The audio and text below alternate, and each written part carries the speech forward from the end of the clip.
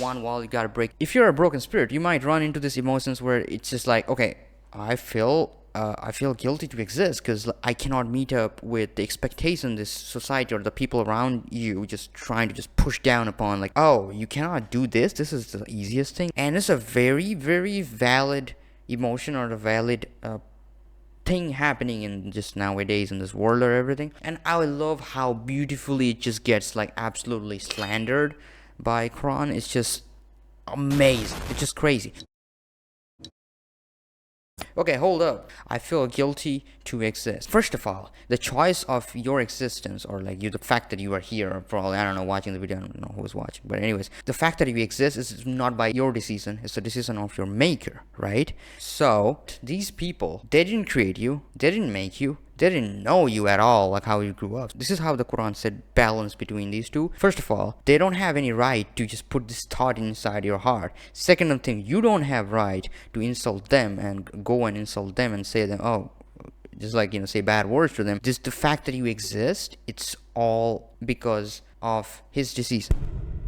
I will give you a little bit of context to understand this idea, even though it's hard to explain in a short video like this, because it's not just okay, here's take the pill and just like that. It's just not like that. You gotta do a little bit of study and research, but I think it is easy to understand if you just believe the idea.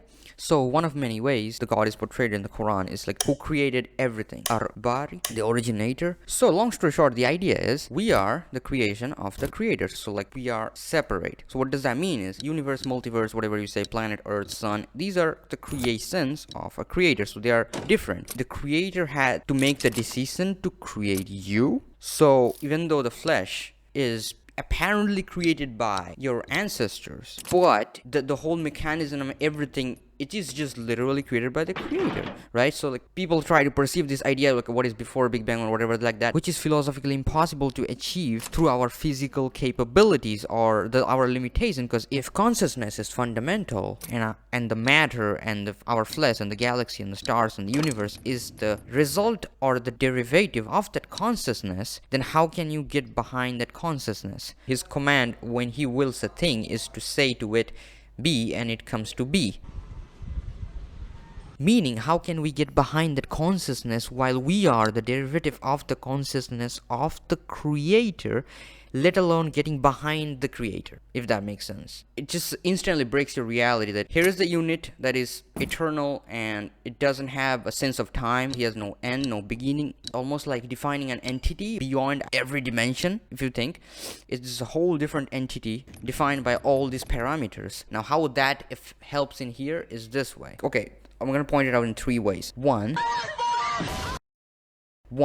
you don't need to feel a burden for somebody or of someone who are pushing you down because they didn't create you. Second things, that doesn't mean that you're gonna behave bad with them. Absolutely keep them in company. In this tolerance or in this patience is a reward, and there is ease coming in your way because you're tolerating, and he likes the people who tolerate. Just bear patience and you'll be capable. Now obviously I'm not talking about the exceptional hostile situation where if you don't fight back you're gonna be absolutely dead. So the nearest example I can give you is as if you're putting points in endurance in Elden Ring. So like basically while you're leveling up, you're putting more points in endurance, so you have more stamina and you can endure even further. I think you get it. So it's almost like in IRL life, this is the way you farm XPs and you actually trigger the inner progressions. So in a logical, philosophical, atheistic, like bare-bone ways, okay, you're triggering a progression inside of yourself so you can endure more, but it's even actually more than that. More endurance point plus the X factor. So the X factor is like the fact that you're enduring because you believe you're gonna get extra reward for this. So like whether you think it of religious perspective or you think it as a philosophical, atheistic perspective, either way it's beneficial. Then you just go in, waste your valuable time and just use your valuable brain cells to indulge yourself in an argument with somebody and just cook your brain. Either way, waste of your time. So that's up to you how you're gonna perceive it, I guess. This is just blows up my mind how it answers such an existential questions with a balance, breaks this whole existential crisis down. It's funny how, because I was in this place where I would just go to 10 self-help videos basically telling you to go yourself, leave your parents, just move out to some other place.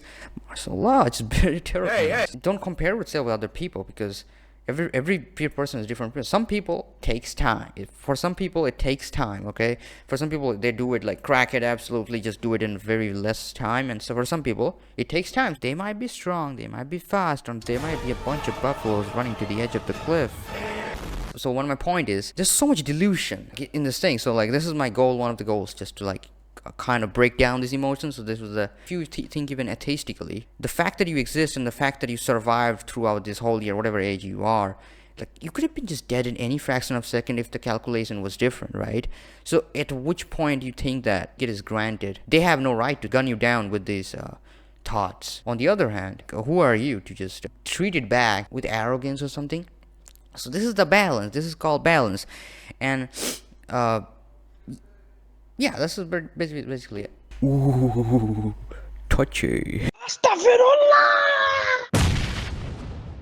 Yeah, this the whole series is gonna be like this: emotion 1, emotion 2, or something like that. Because it's navigating the uncharted territories inside your brain to just break those philosophical loops, and how it does it, or how it did it for me. So then, if it helps somebody else, I don't know.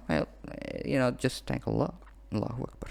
So it's like a solution to the generalized philosophy of a broken spirit. Okay, I know I'm proud of the name, but never mind. Astaghfirullah. Okay, so